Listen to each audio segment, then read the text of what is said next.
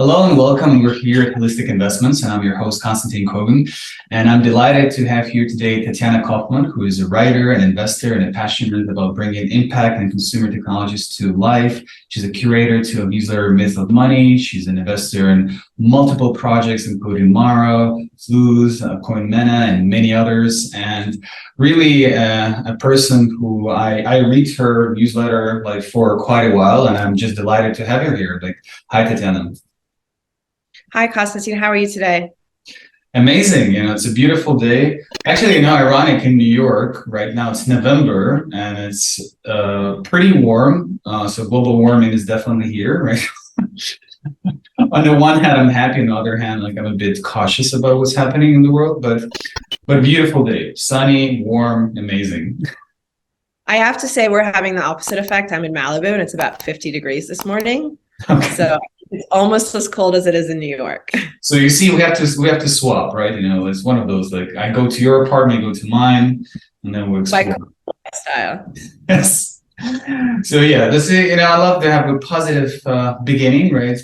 And full disclosure, we're going to talk a lot about interested in new beginnings in the Web3 world. We're going to talk about investments and about how Tatiana's journey from being a successful as a lawyer and then worked in merchant acquisitions, fixed income, and many other domains in traditional fintech.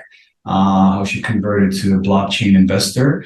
But before that, traditionally, we want to throw a legal disclaimer. So this content is for informational purposes only. You should not construe such information or other material as legal, tax, investment, financial, or any other advice. So now that we're off the legal hook, ironically, talking to a lawyer, right? So we can start with basics, right, Tatiana? You have a tremendous career, successful career, I would say, right? Now you're writing a lot for Forbes or many, major publications. You have your own newsletter, which is very informative and I would say very deep and a good analysis. So how did you get to Web3 world? Tell us a little bit about it.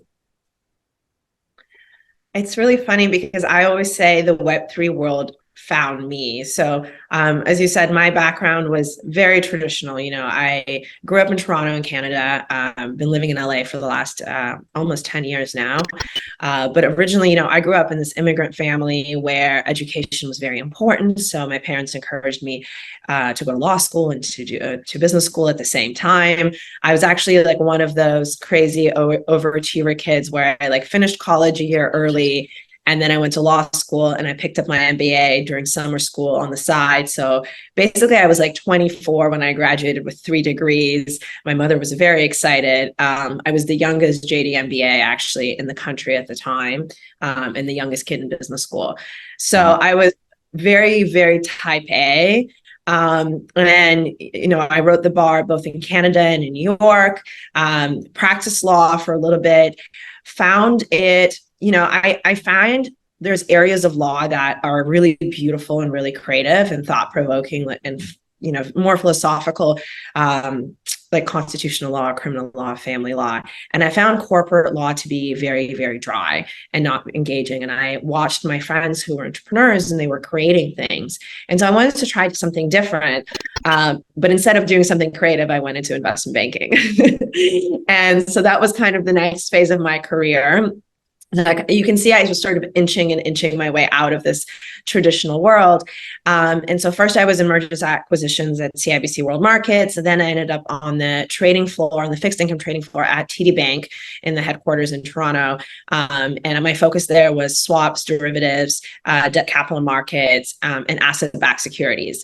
And asset-backed securities is a fascinating industry because that's kind of what caused the last financial crisis. Mm-hmm.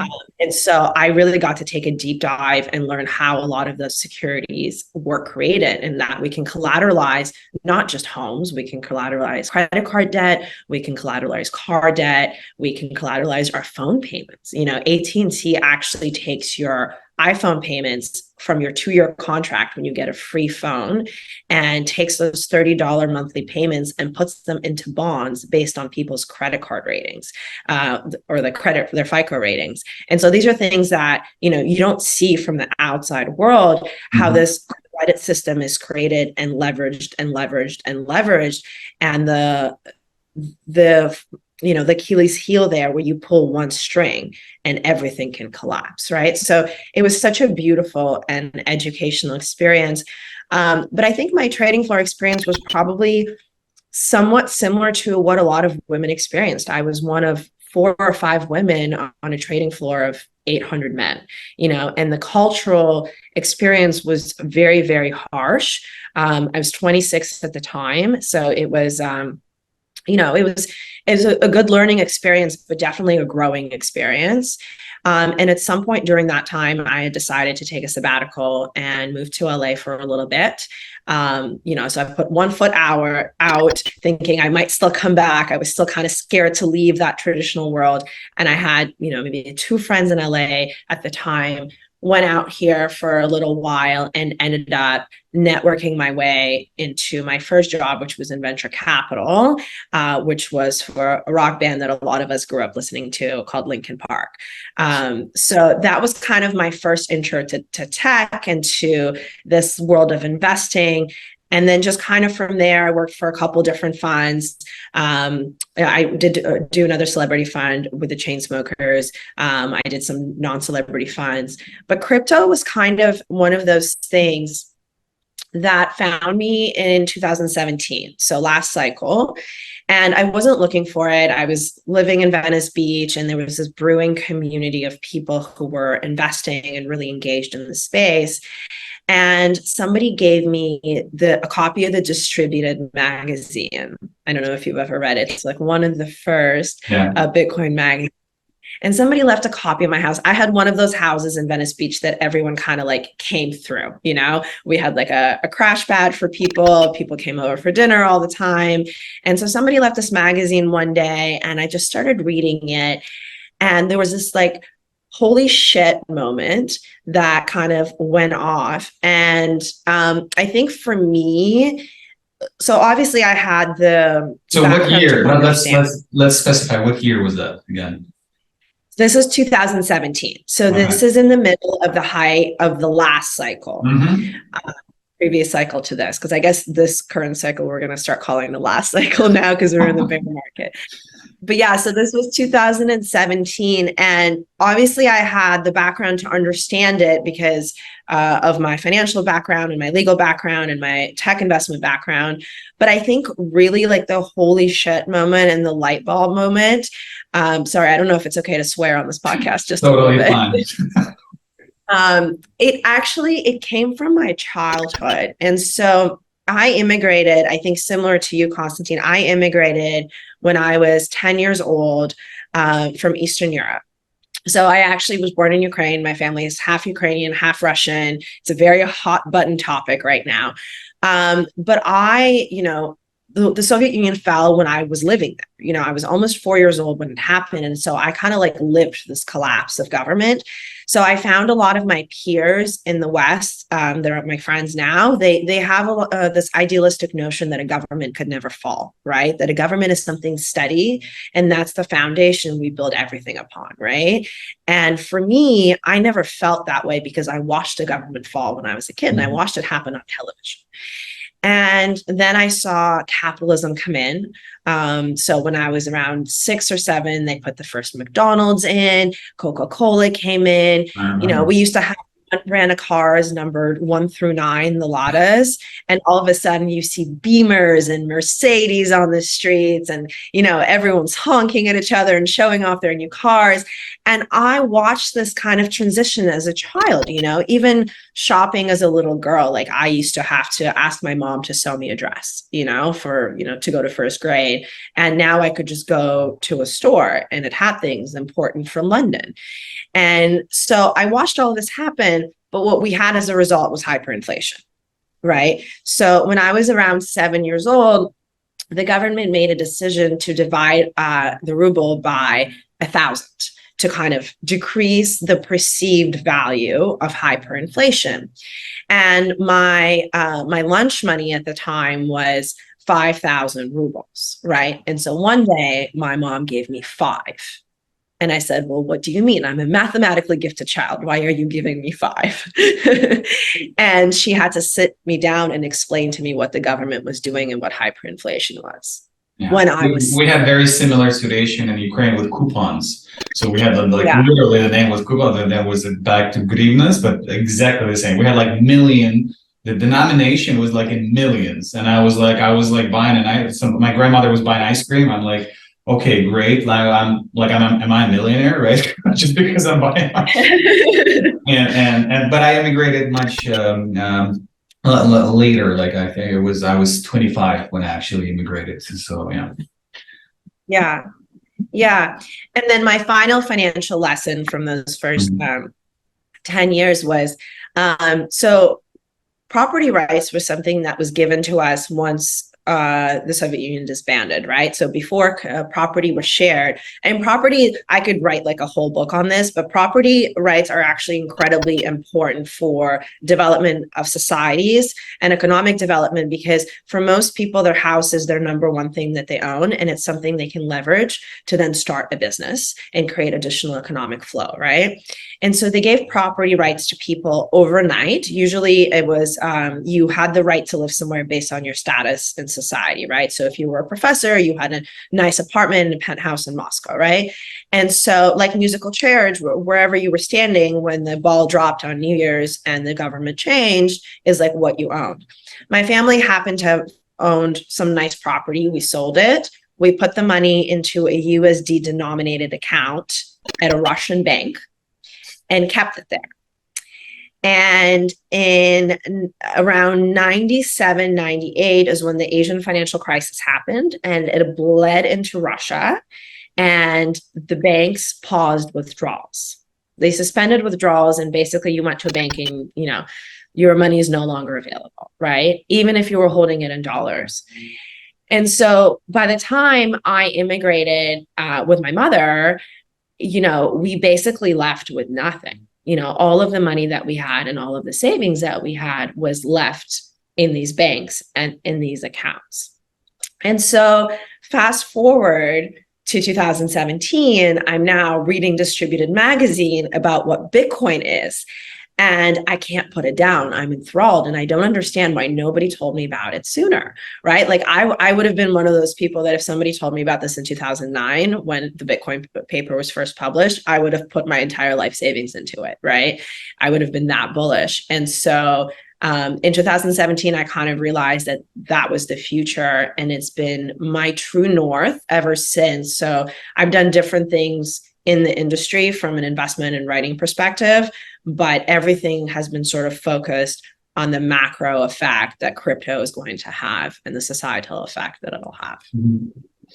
Interesting. So you had like this entire journey, that happened to you. So fast forward what happened right now and where you are, right? So you're investing in multiple projects as an angel and also the part of VC right now. So I know you did a lot of successful deals, basically in the traditional companies, right? And that was impressive. I know you mentioned Lincoln Park. That was also I listened to them as well, right? So yeah, I remember that was a prominent. But I'm curious to hear more about right now, as Tatiana is of 2022, with all your knowledge, with all your experience now. Tell us a little bit about your investment thesis. How do you even approach a deal? Somebody sends you a pitch deck, right? And the brief or the executive summary of the project, right? Let's go one by one. What is the first thing you're looking after? So you actually be excited and to pay attention, or just immediately in 5 minutes saying, that's not interesting. Yeah, I see a lot of projects, and I am very open to looking at projects. I always ask everyone to send me everything, because I think that's also how I learn, right? You have to look at as many decks as possible. But a lot of times I won't take the call unless, I have that first threshold where I'm impressed by what I see on the deck. So the number one thing is you need to be solving a real problem. And unfortunately, in Web3, and this happens in every bubble, in every speculative cycle, it's not unique to Web3. We had this in 2000 with the dot-com boom, as the boomers will tell you, with the pets.com era. People try to make money when they can make money. And, to some extent, we can't fault them for it. And they try to solve problems that don't really exist, right? And so that's the number one thing. Like, are you solving a real problem? The number two thing is, are you a founder who's uniquely qualified to solve that problem, right? So you might have identified a real problem in the market, but are you someone who's qualified to solve it, right? And just to give a real life example, so my biggest deal is called Mara, and it's basically Coinbase of Africa. Right? It's a neobank platform that's doing a centralized crypto exchange, that will be doing lending, that eventually will do an NFT marketplace, and will provide all kinds of financial services focused on sub-Saharan Africa.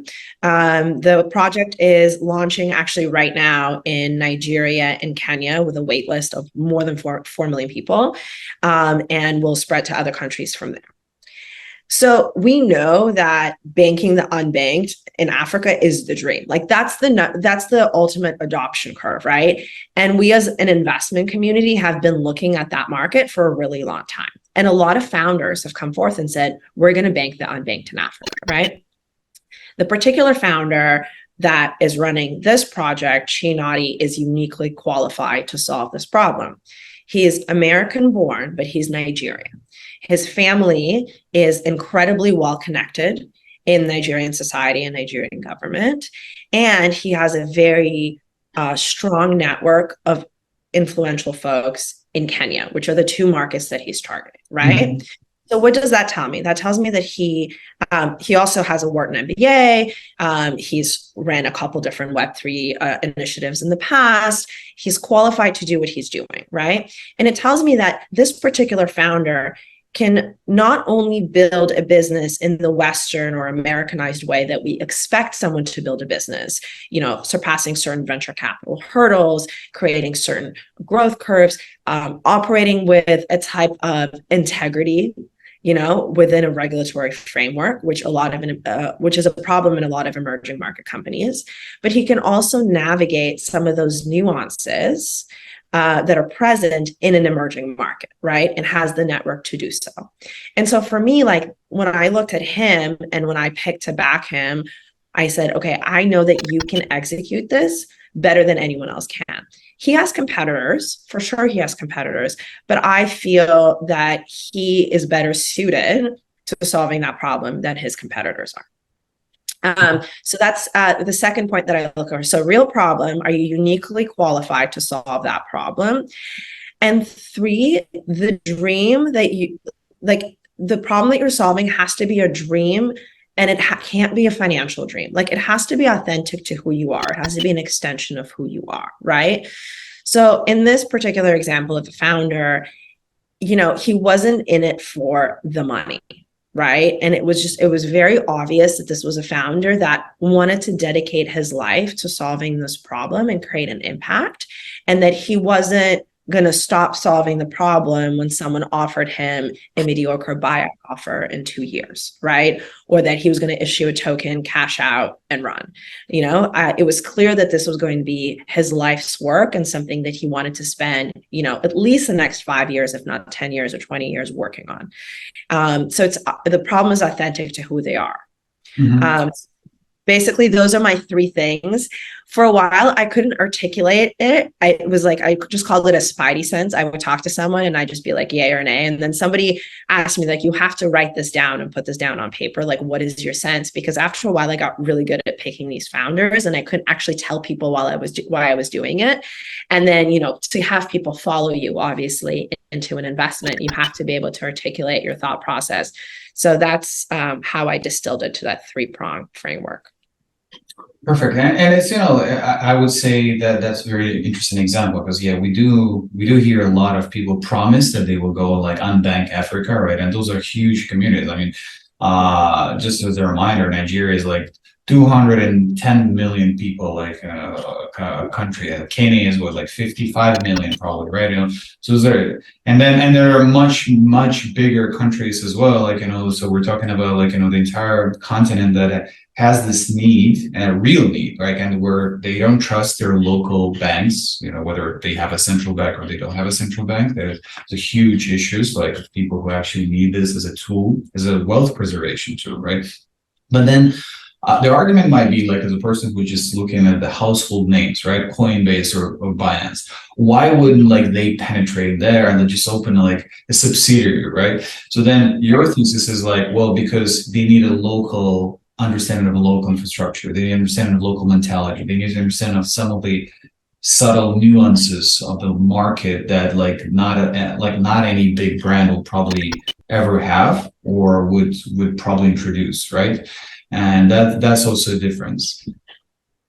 There's another different there's another undertone that's happening in Africa right now. So Africa is very sensitive to foreigners coming in and taking over and profiting from them, right? Like, they have an entire history of colonialism. So it's created a lot of sensitivities.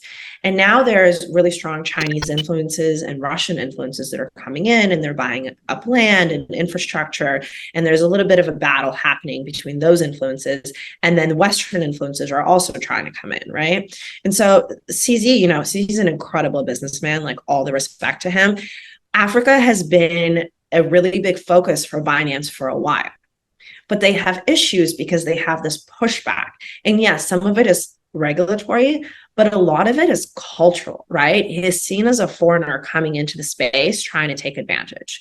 And as a result, the regulators don't want to regulate his fiat on-ramp and off-ramps, and they don't want to give him channels to actually run his business in a proper way. So yeah, you can access Binance the way you would access anything online. The internet, is free in most places, but you won't be able to, do the fiat on-ramp and off-ramp.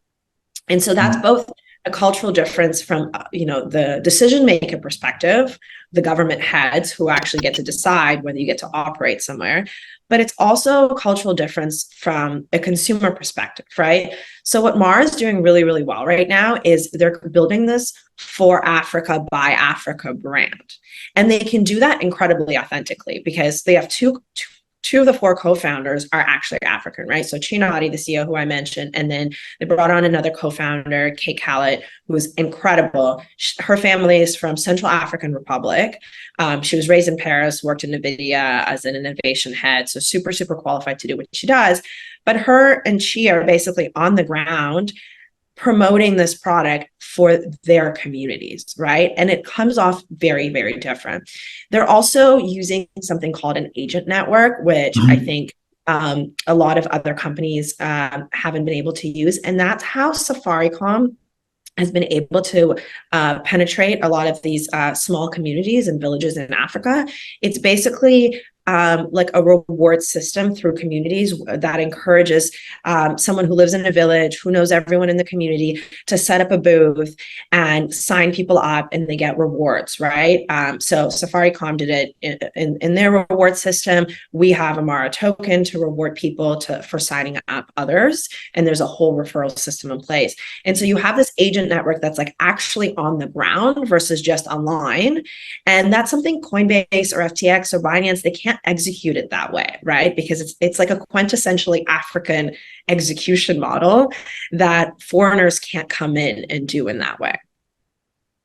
Yeah, that's really impressive. And then I'm sure we can discuss, like, the content, the problems of this particular project and the content. But I also want to, like, segue a little bit on the more of a global, like, economy and what we're having in the global world. So a lot of the projects, like, of the founders in Web3, they're trying to actually solve global problems, right? If you're talking about layer one solutions, which are the new rails of the finance, right, and the financial construct. Like, for example, we know that a lot of banks right now are trying to actually apply blockchains to use their backend and their data, to use their databases, right? And I'm sure the clearinghouses will eventually do that, like, and then we're seeing that central banks are thinking to launch their own currencies, which is a separate topic, whether it's a good thing or not a good thing, right?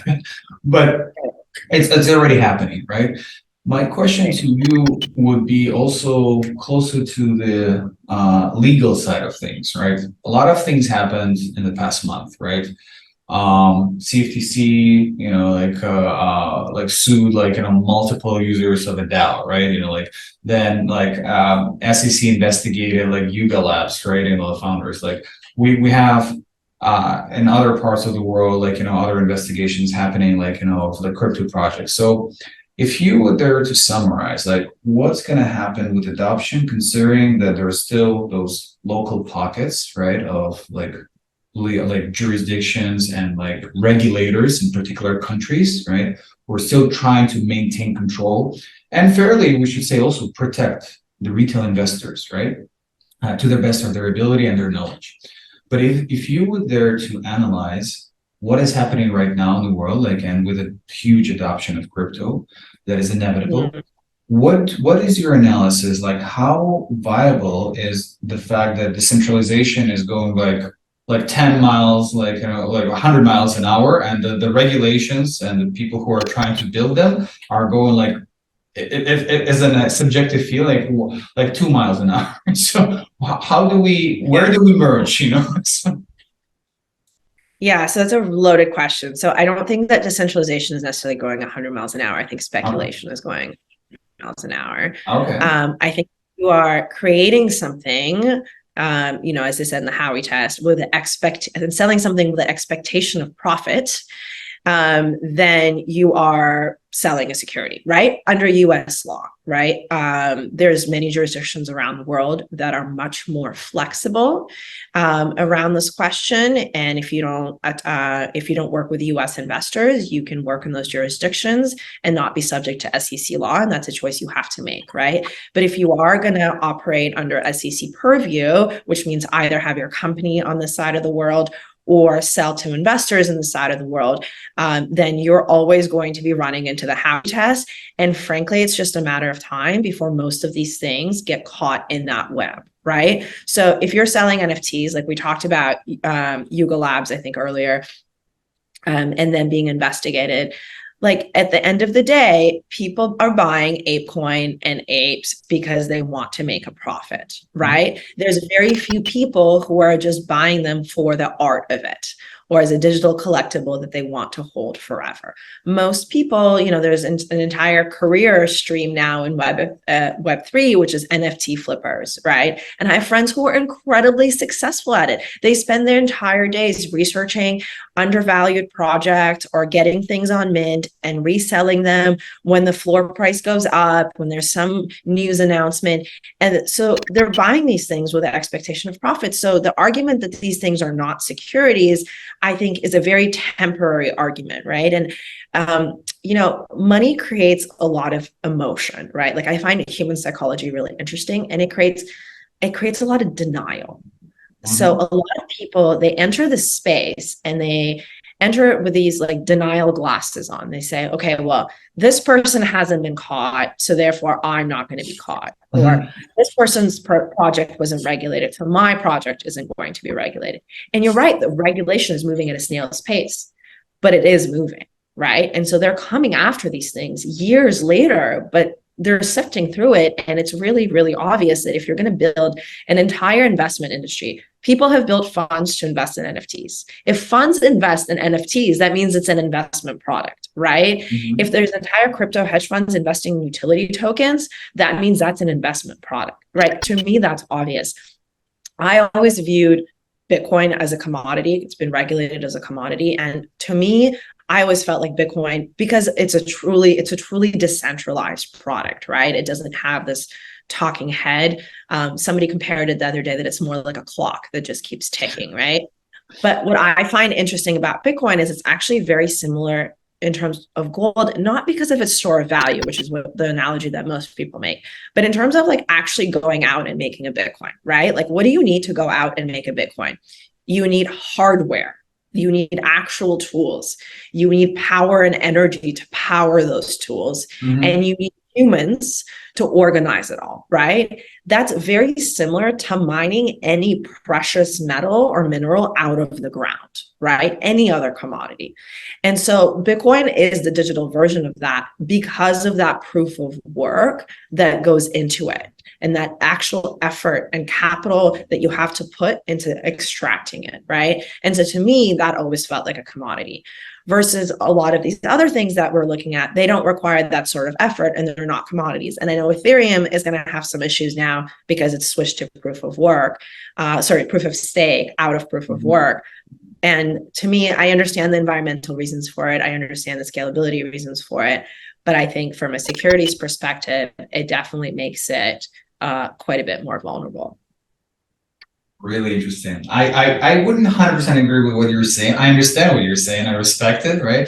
Okay, so let me ask you differently, right? So because I do respect, I think I'm one of those people who are in the middle. I still believe that decentralization should be there, like, and people who are trying to build like products that are completely that are global, like, and they cannot be by default regulated, like by one entity. It's more power to them. At the same time, I do agree that there should be some protection and there should be an understanding that if you're buying it for a profit, like, well, guess what? Like you need to declare it somehow, like in your whatever, in your taxes and like in whatever activity you're doing, whether it's professional or personal. And the question is, what's happening right now? The reason why I told you the decentralization or whatever you call it, Web3 evolution, right, is happening like 100 miles an hour because we're seeing announcements like now Instagram is actually partnered with Polygon and is going to like onboard 1.4 billion people, like users. Same as Twitter now are going to, with 400 million users, are going to allow buy and sell NFTs. Now, all of a sudden, if it's an investment tool, as you portray it, which is, again, an opinion, and I respect it, but then all of a sudden, then they building automatically a huge security exchange, and that becomes a huge problem. Then how do you regulate it, right? So let's talk about a little bit what's happening here, right? And why is it even possible? So I think the adoption of NFTs by Instagram and Twitter is monumental for this space. People aren't talking about it enough, but I think it's huge because it actually makes NFTs much more commonplace. The reason we have these outsized returns in the industry is because of the friction in our industry, right? There's regulatory friction, there's actual execution friction, right? Like not that many people can go and sit and use the ledger and figure out how to buy something and sell something and trade something, right? There's a lot of friction. When I can mint something on Instagram or Twitter, it'll take a lot of that friction away. However, it'll also take the ability to make that outsized profit away as well, right? Because anybody can use Instagram and anybody can use Twitter, right? And so NFTs will become very commonplace. Like I can mint my tweet as an NFT. Does it have value to you? Maybe. I don't know, maybe Elon Musk's tweets will have a little bit more value than mine, right? But the idea that people will be buying all of these NFTs with the expectation of profit when there's millions of NFTs being created and flooded into the market, I don't think that's how it's going to go. I think it's just going to be kind of the same as seeing a tweet or sharing a piece of art. It'll just be in an NFT trackable form, right? So maybe you can buy it if you want to, but I don't think the expectation of profit will exist on that scale that it exists today. But again, if you're coming back to how we test, right, which is, again, I believe it's like the four elements that they put there, like, two of them are completely redundant for crypto and they're like outdated and you have to update it. Now to NFT, it will not apply then, right? So then we're going to have, as you mentioned, millions of digital assets, however we call them, and they're flooded to the market. People can buy and sell them like instantaneously. And then you have skilled marketers who can hype and a particular, let's say, quote of Elon Musk, whatever, Dogecoin to the moon, and this NFT is sold for $100,000 for whatever reason, absurd reason, right? And then somebody's speculating on top of that, right? And somebody's losing money, right? Now, that's already created a huge mayhem, an uncontrollable machine that you cannot stop. That's all. So It's too late to regulate it. It's already like, we were talking about 1.4 billion people, right? So, and it's multiple jurisdictions. So Right. it's already out there, right? And somehow it's allowed, it's happening. So it's not about our opinions, it's happening. So I'm curious to hear your kind of, I would say, prediction. What's gonna be the outcome besides the great things, adoption? What are the things that you'll be very cautious about, right? And as an investor and as a person of reason, that a regular person might not see. Um, Before I dive into that, I was just thinking about what you were saying. I think it's just going to be very similar to the way people collect sneakers and watches, to be perfectly honest. Mm-hmm. We don't view sneakers and watches as securities, but we do view certain collectible items in those categories as stores of value. And so I think because it's so widely spread and so accessible to everyone, it's going to have that similar thing. The primary utility isn't a store of value. The primary utility of a sneaker is a shoe, right? The primary utility of a watch is to tell time. However, when you buy a Rolex, you buy it with the expectation that the brand and the collectible quality around that brand will store some value. So I think the analysis of regulating NFTs will be similar to how we regulate those items. Mm-hmm. That's fair. I think that's a valid point. Now, we talked about also about other options, like, really quick on that Apple, like, it's already introduced its 30% fee in there now. Now, look, another interesting thing is happening, right? So even though the centralized like ecosystems like Apple that basically created a monopoly in their little world of Apple Pay. Right? So now they're going to try to charge any applications that are selling on NFTs inside, like, the Apple Pay. Now, what do you think about that? Like, how would that go? Because there's a huge battle with Spotify, with Apple that is happening in parallel. So I'm just curious to hear your stance on this.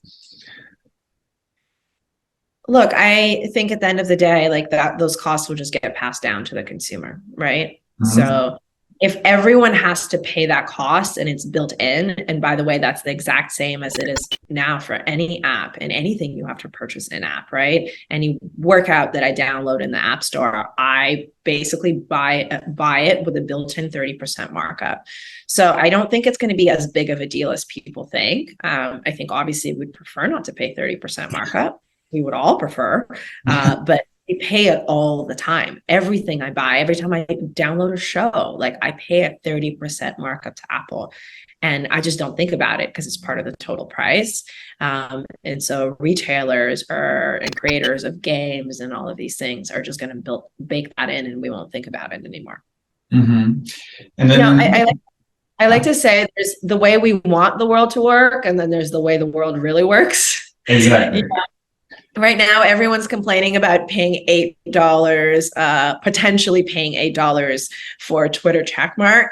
But at the end of the day, if they institute it, we're all going to pay it, right? It's a service that we all enjoy using, and $8 is not that much. We're all going to pay it. 100%. Listen, nobody can cancel Murphy Law, so it will happen. Whatever will need to happen will happen. We'll go through it, we'll learn, and I'm sure we'll adopt. The question becomes still, like, we have a reality where a lot of collections right now, like, we're not going to go to like tokens, because, also that's very speculative, but I'm curious to see some practical collaborations on an NFT side, like also what's happening. It's mostly either celebrities or luxury brands, right? So those are the two most kind of popular things that are somehow surviving. I saw one of my favorite recently was Anthony Hopkins, like, release his NFTs, which I would never even think that he would ever do that, like in his whatever 70 plus, right? But it's happening, right? Even him, and he declared it as like his legacy, right? And it was an interesting experiment. Now, at the same time, I was curious to hear your opinion in your previous Twitter post. You mentioned that the worst ideas you heard so far were the DeFi for pets and for watches, mechanical watches, right? So what are your general outlook on the, like, Web3 and all those like funny ideas where like the solution is searching for a problem sometimes? Yeah. this is the second cycle I've lived through, and this is the second bear market I'm living through. And I like to say I learned everything I needed the first cycle, but the reality of the matter is I'm still learning. And a friend of mine said, it will take you 3 cycles to really nail down some of those lessons. I'm trying to be ahead of the curve. I think we all are, but some lessons, they just take time. I think in the first cycle, I got into crypto late. Right. So I got into crypto at the peak, and I wasn't quite able to monetize my place in the industry the way I wanted to, right? The way I was maybe able to this cycle. But an interesting thing happened during that bear market, because when the bear market starts, everyone's in denial that you're in a bear market, right? We're all kind of saying, no, it's just a dip. Right. Buy the dip. That's how you're going to make the most money. Right. No. Correction. It's a correction. Yeah. And then we all look at charts on Twitter of how things have corrected before, and we create this narrative, and it's a narrative of denial, right? But the reality of the matter is these cycles are actually, time-wise, they're relatively predictable, right? Like a boom usually lasts like around a year and a half, and then we start to slowly head into a bear market. Then we have a 2-year bear market, and then we start again. And in the past, it's been around Bitcoin cycles, but it also has a lot to do with macro, right? So in this particular cycle, we had like an incredibly strong tailwind in macro that coincided with this Bitcoin halving cycle, right? So we basically had this dip with COVID in March 2020. We had the halving May 12th, I believe, 2020. And then, then the next few months were like printing galore, right?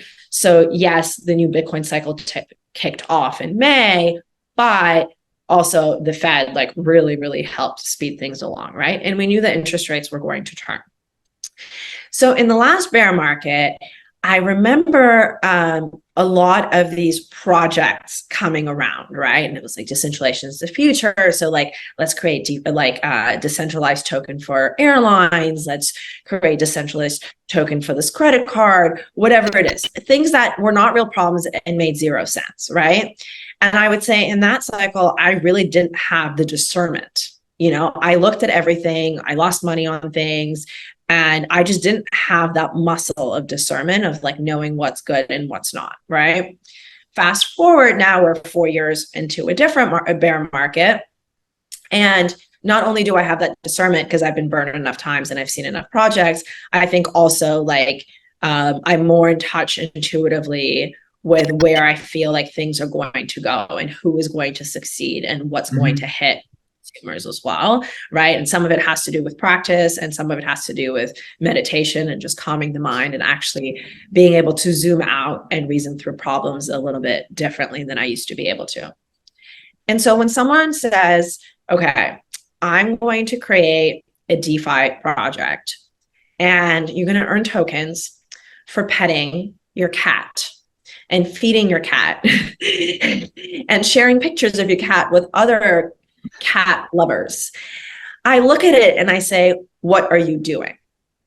And people get really upset at me, right? Because when it's someone's project, they are very emotionally involved and very attached to what they're creating. And I'm very straightforward. Like, I will look at you and say, what are you doing? Never send this to me again. And people, they'll get really, really hurt by my tone. And the way I look at it is I'm doing you a favor, because the longer you are spending on creating something that's not going to hit and that's not authentic to you, that's not a real problem that's authentic to you, and that's not a problem that you're uniquely qualified at solving, which are the 3 things that I look at, the longer you're going to prevent yourself from getting to that place and actually creating the success that you're meant to create on your journey, whether it's in this industry or not, right? So I believe in calling things how I see it. I think we're in this denial phase where a lot of people don't understand that they haven't been able to grab money out of the industry the way a lot of their friends have in the previous 2 years. And so now they're coming up with these, I don't want to say desperate ideas, but they're not real problems. There's also a curve, right? Like in every cycle, the cycle begins with the people who have been in the industry for a while, right? Those are the ones that are in it. They've been in that industry from probably the previous cycle or the previous 2 cycles, right? So I'll give you an example. Like I came out of the last cycle not really having that much financial success. I ended up working in a PE firm and I cut every paycheck in half and I bought Bitcoin with it over 2 years, right? And I knew to do that because I had a lot of painful lessons from the previous cycle. And when March 2020 happened, I put everything I had into Bitcoin, and I had been buying it previously at 8K and 5K and 3K, right? And so I had the foresight to go into the next cycle before the mania started and the noise, with assets and already deployed and in place, right? By the time you're in year 2 and 3 of a cycle, the mania has trickled down, right? You've had several news cycles, you've had several token launches, several pump and dumps. In this cycle, it's been meme coin. So we had the doggy coin mania, that went really mainstream. So by the time there's new founders that enter the space in year 2 and 3 of a cycle, chances are they're not going to have good ideas, because that's kind of like the extended pool of founders versus the founders that have been thinking about problems and investors that have been thinking about problems for the last couple of years and entered that cycle before it started or at the beginning.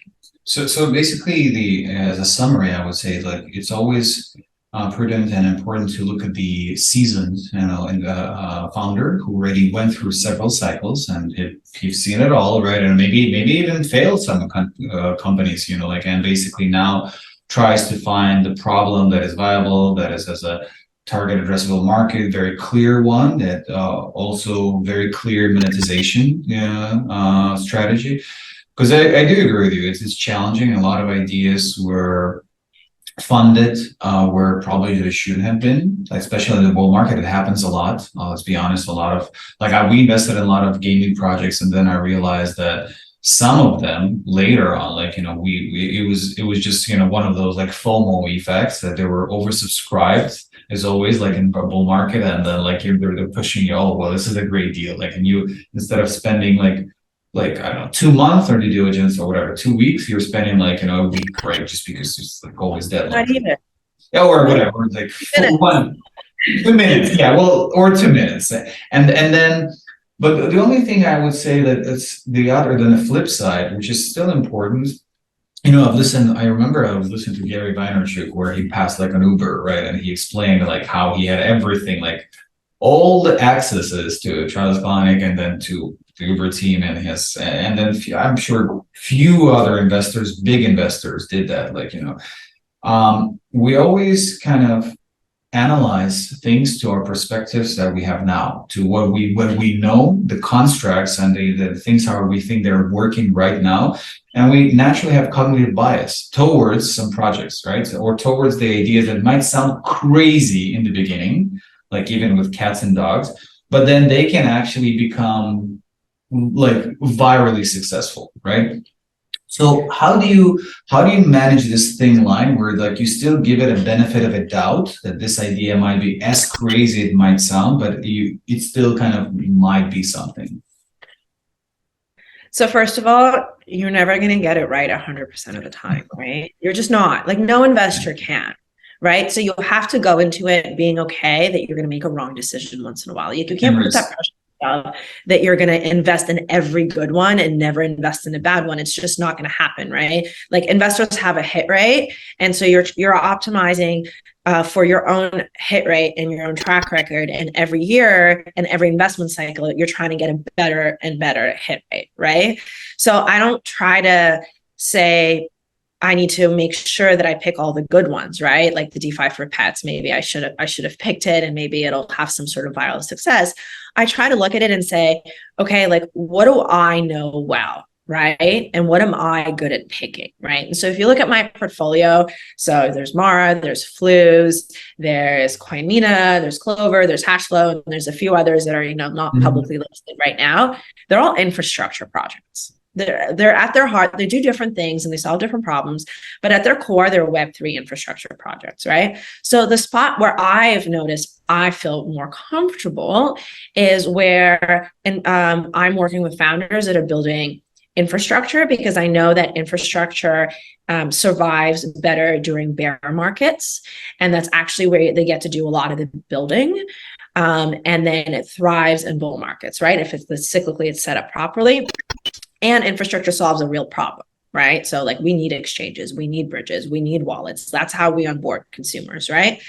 So, somebody could send me something that's outside of that, that's a good deal. And I look at it and I say, I don't know how to judge this. I don't know if like it's on the surface, maybe it fits my 3 criteria, but I just don't feel it, or I can't make the call, right? And that's okay too, right? Like it's okay to be wrong, knowing that you're still deploying capital in good places. So I think, I don't want to say you have to specialize, but I think picking a vertical where you feel really, really comfortable, like if you want to be focused on NFTs, like focus on NFTs, read everything you can about NFTs, right? Mm-hmm. So like I try to read everything I can about new exchanges and wallets, because like that's where a lot of my investments go. Yeah. And basically that's your thesis, right? You're focusing mostly on infrastructure, and products like exchanges and or just general infrastructure products, right? So that's where you're focusing, and then if someone, as you mentioned, is passionate about gaming, you would advise them to better build this muscle and go deeper in this particular sector, as we have a lot of in big funds. If you look at Sequoia, A16Z, they all have a particular partner who's specializing on one specific angle, right? And that helps them to be productive and take responsibility for due diligence, right? So I think that's very important. It's a great advice.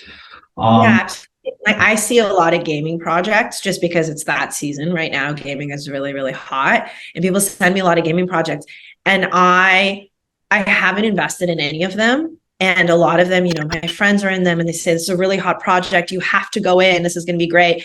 And I just recognize that I don't have the judgment. Like I can't pull the trigger because I don't have the right judgment, because I'm not a gamer, right? Like I have friends who are gamers who have that judgment and I'm not. So it's like I'm going in and investing blind. And at that point, I might as well just allocate to a gaming fund, right? Someone who has a full-time team and they are investing on my behalf. That's kind of how I view it. The other thing I wanted to mention is before we jump is I'm very into this notion of investing in category defining products. So you brought up Uber, Airbnb is another one, right? It's these companies where they come up with something that has the ability to take over the entire vertical that they're in, but it doesn't exist yet, right? So Uber was one of those. Actually, most people don't know this, but Lyft innovated ride sharing before Uber did, right? Uber was more of a car limo service, and then Lyft was doing really well with ride sharing in a smaller market. And Uber decided to take that idea. But nonetheless, Uber became the category defining product, right? Where I don't say, let me call a rideshare. I say, let me call an Uber, right? Or I don't say, let me rent an apartment on a secondhand marketplace. I say, let me Airbnb, a place for us in Miami. And so a lot of the projects that I've worked heavily on, I would say have the ability to be category defining products. And there's this notion that you're going to work just as hard on $1 million idea as you're going to on $1 billion idea. I think with inflation, you just have to 10x everything, right? Because $1 million idea is nothing. So it's, we're not even looking at unicorns now. We're looking at decacorns, right? We're trying to create $10 billion ideas and up, right? So the African project has the ability to be a category defining product. Flooz, which is the current deal I'm working on right now, it's going to be announced in the next couple of weeks. They're creating a wallet that is just so beautiful and so easy to use and has a lot of the social graph elements of Instagram, I would say. And so I actually feel like it could become more of a Web3 version of Instagram, where I'm going to Flooz you an NFT, I'm going to Flooz you a message, I'm going to Flooz you some coins, and people will actually be able to use it every day that way, right? So I like this idea of taking risks on things that are all or nothing bets. Sometimes when the team is right and the idea is right, because those are the ones that go 10 billion and up, while the rest sort of get left in the dust. And so I think Gary Vaynerchuk would agree. He has a lot of category defining investments from his VC days. Like Robinhood. Robinhood was another one of those category defining. Yeah. So look, we can talk a lot about the trends, and like I appreciate your outlook, obviously. Like in the current situation where like we have, as you mentioned before, like the Federal Reserve can print like trillions of dollars, and like out of nowhere the inflation's over, like the interest rate hike, like, and every time that we're gonna get like bigger and bigger, we don't know what's gonna happen. We know for sure that the recession is already here, right? And then we don't know just the level of how deep it will go and what's going to be the purchasing power of taxpayers, right? So cryptos obviously has like a correlation with this like general effect in our lives, right? What would be your advice, like for people who are listening to us, like who might be just not professional investors, they're simple retail investors who needs the life advice, what to expect? Like, do they still need to buy right now on a dip, right? Maybe hold Bitcoin as a wealth preservation, or maybe they should just like chill and watch what's going to happen with the general economy? Yeah, I'm super, super bullish on Bitcoin. I don't know if I'm fully Bitcoin maxi, but I think a lot of my friends call me a Bitcoin maxi. Okay. So here's my view of the world. And there's a lot of like really great macro analysts. Lynn Alden, by the way, is an incredible female macro analyst on Twitter. And if you want to read her view on inflation, I find it very, very engaging. So basically, I think we've printed so much money that we're not going to be able to get ourselves out of it. That's my view, right? So we're raising interest rates right now. The DXY, the dollar index, has been rising and rising and rising. That's all great. And on the surface, it looks like we're solving for inflation. Energy prices are coming down, housing prices are coming down a little bit. And so the Fed has made it look like it's accomplishing what it's supposed to accomplish. But you're looking at what's happening around the world too, right? So the pound is collapsing, the euro is collapsing, right? So of course the dollar is going to rise right now because there's no other currency where we can reasonably put funds in, right? And feel safe, right? So it's flight to safety, the DXY is rising.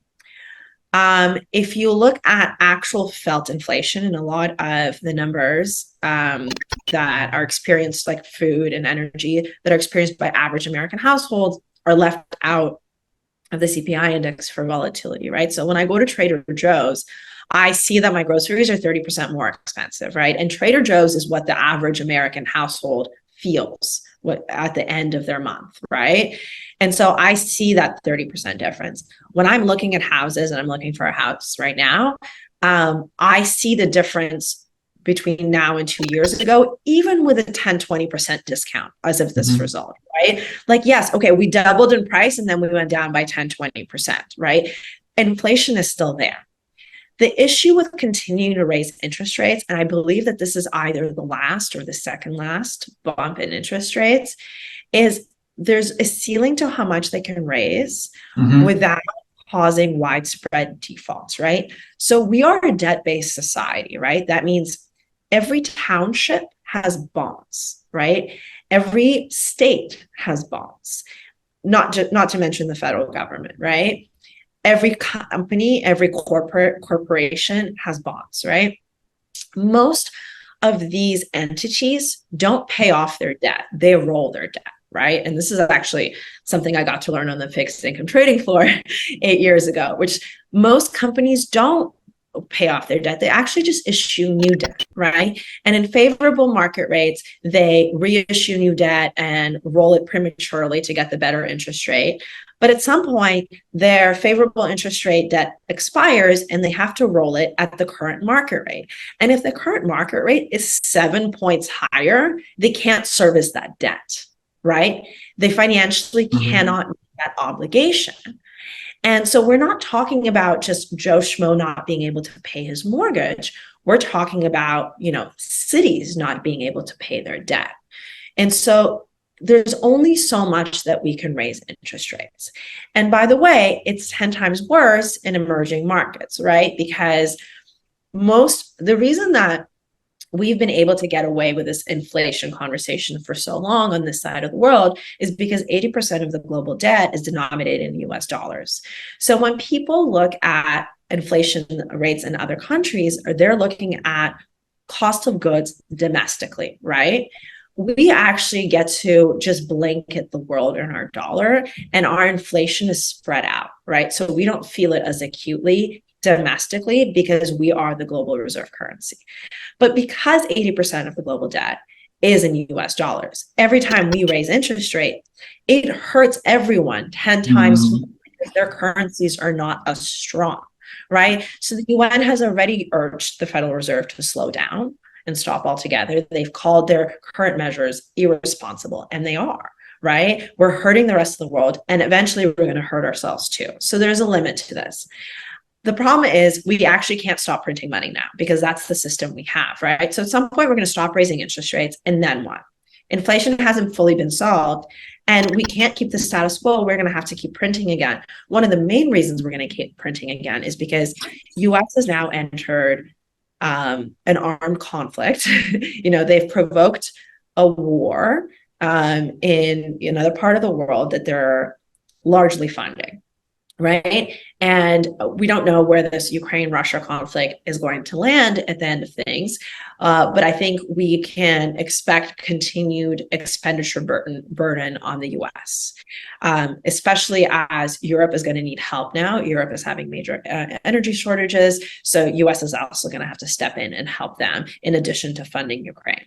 So I don't know how much longer this is going to go, but the expenditures are going to keep rising and rising and rising. And historically, whenever the US entered into a prolonged armed conflict, look at Vietnam War in 1971, when Nixon actually took us off the gold standard. The reason he did that is because he needed to print more money. So that's how we fund wars. So I think that there's going to be, and I apologize for rambling, but there's going to be a moment, this like aha moment where, okay, the euro is wobbling, the pound is wobbling, and all of a sudden the dollar will actually start wobbling. And people will say, well, wait a second, where do I put my money now? And I think we're going to have a major parabolic move in Bitcoin.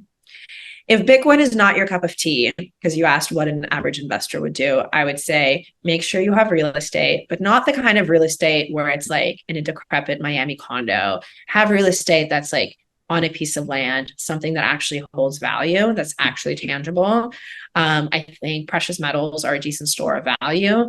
But I do think you should have Bitcoin in your portfolio and decide what percentage of your liquid assets you feel comfortable holding in case the dollar actually gets devalued, and put that percentage in and just don't look at it. So with this said, like basically you're predicting that like more and more people will understand that it's like Bitcoin is an ultimate wealth preservation tool, right? That actually help like to surge, the not only the adoption but also in a way the price. Obviously, we're not giving that advice, but like that's your view that potentially that might happen because the people are more and more having a distress situation in the countries. They don't trust national currency, and because of that, there will be it's no longer like an option. It will be a need to find an alternative, right? And then if real estate in their country is also in deep recession, let's put it this way, not to use the other words which I want to use. And then basically gold is also, by the way, not an option sometimes. If you see what happened to Russia with one of the biggest golden standards, and then you have a blockade because of their political stance and the war. Now they cannot trade this gold. Nobody needs this gold, right? So yes, technically you have reserves. Technically it has a global value, but now it's got like an embargo on this particular like country. And then there are a lot of other issues. Bitcoin is still where your money at, where you control your wallet, you control your funds, right? So this is probably one of the most ultimate tools right now as we have. Yeah, so gold is interesting because the sale of gold has been banned. I forget what year it is, but even in the US, the sale of gold has been banned during a time when they wanted to promote use of the US dollar. Mm-hmm. So it's done here, it can happen anywhere. Gold is also hard because it's a physical asset, and we have an increasingly destabilized world with a lot of political conflicts and I think it's what 1930, you're talking about like in 1934, right? When there was like the people couldn't no longer hold gold, right? The passage of the Gold Reserve Act. I think so. And I think there was a more recent, actually, maybe in the 70s or 80s. Can't remember the year, so don't quote me on it. But I did want to tell you just a brief story. I interviewed a Ukrainian refugee, not from this conflict, but I think he ran during the Crimea conflict. And this is from years back. And they had set up armed blockades between towns at the time, which I'm sure is very similar to what's happening right now. And basically, you weren't really allowed to leave your town. You could only go to like visit a family member with like an overnight bag, and they would search everything. And because, you know, the part of the world is very corrupt, they would take all of your valuables, right? So if you had cash on you or jewelry on you or gold on you, they would take it. And so this particular refugee, he was an engineer. He decided to run. He pretended that he was leaving to see a family member with a backpack on, and basically got to the border and then ran, and eventually was able to come to the US and work as a software engineer here. He was able to take his money out of the country because he had it in Bitcoin, right? So he had nothing on him.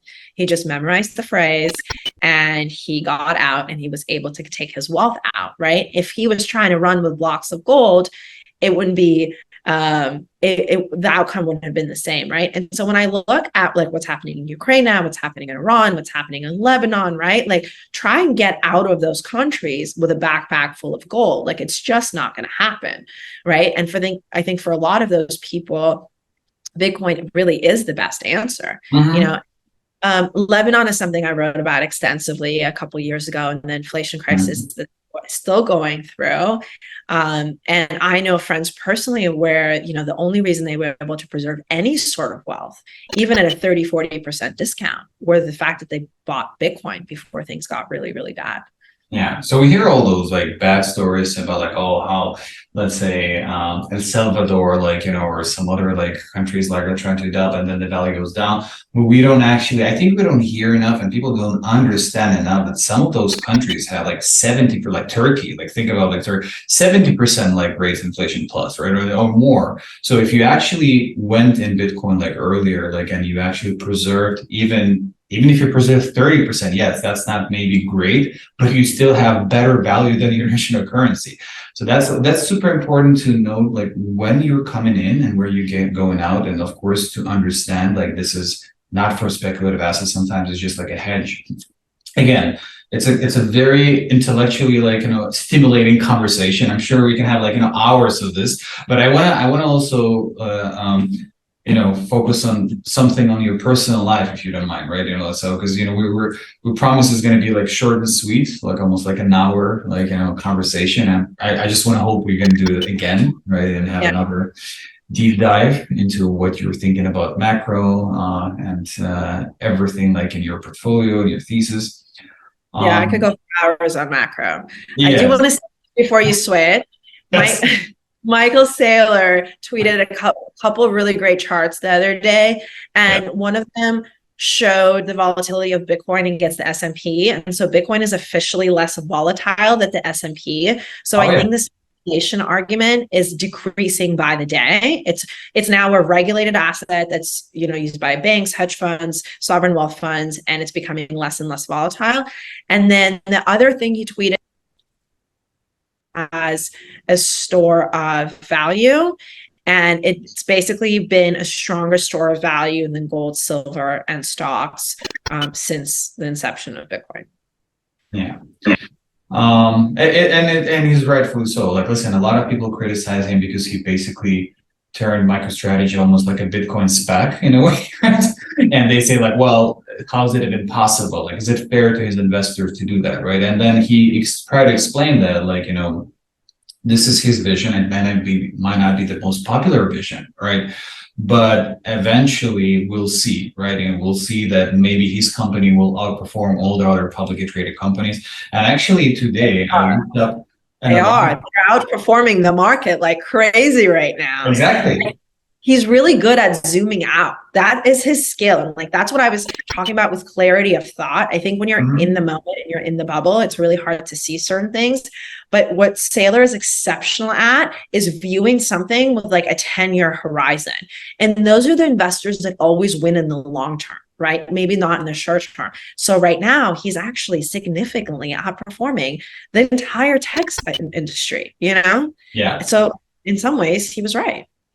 Yeah, I think so too. Like, and again, like there's pros and cons to this strategy, right? You know, like so, but like I think the fact that he just bold enough to go and try it out, right? And also on a personal level, he's not like only doing it for the company. He's actually have a huge portfolio on his own, right? So he's putting his money where his mouth is and where his vision and theory is, right? I met him in person. I also interviewed him. I had a seller or some, so we had a long conversation about derivatives. He was not a big fan, so that was an interesting talk. But I think right now we can conclude that this is a really, really interesting alternative. We also, of course, cannot say that this is the only alternative. As you mentioned, there's gold, there's real estate, or other asset classes, right?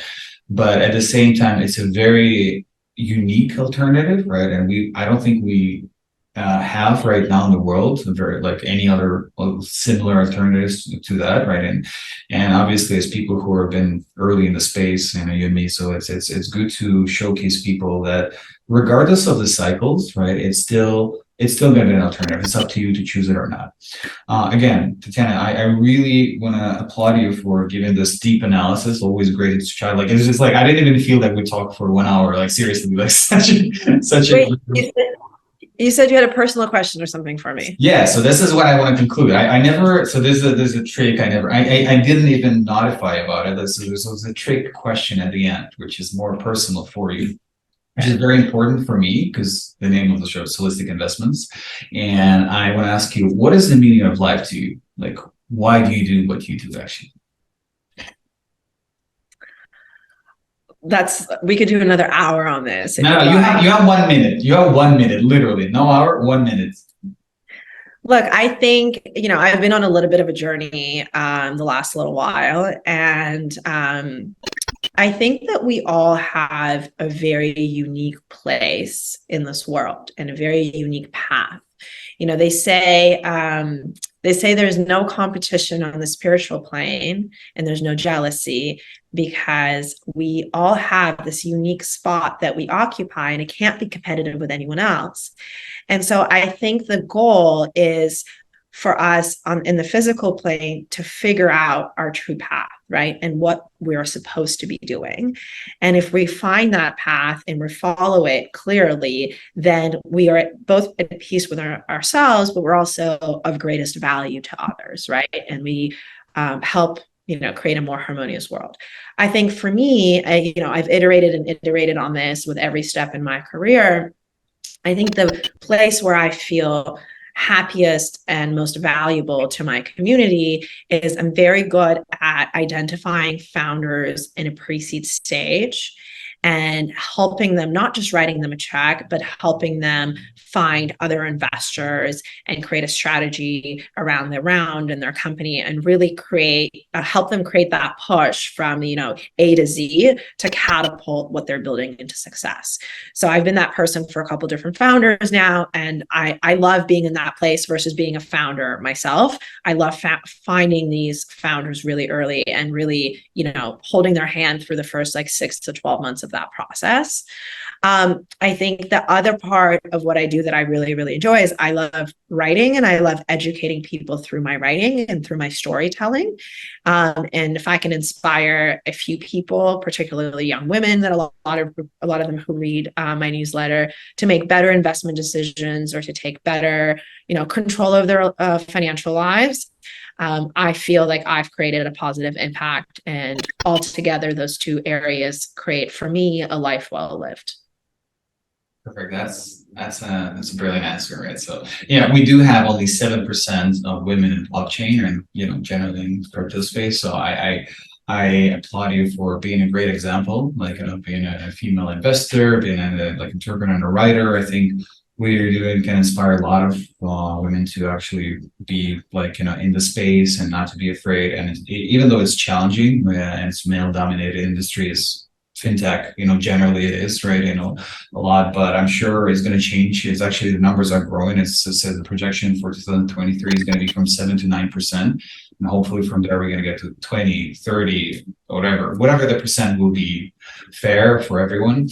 But actually, you know, I think what you're doing in your practical life and Myth of Money, great newsletter, and just leading by example. Like, I think people appreciate it. I learned a lot from this conversation today, so we'll share all the description in the description, all the links to your profiles, social media. Tatiana is very active on Twitter, Instagram, many other social medias. So please follow her, and I'm sure you're going to learn a lot. Thank you so much, Tatiana. Thank you so much. This was a pleasure.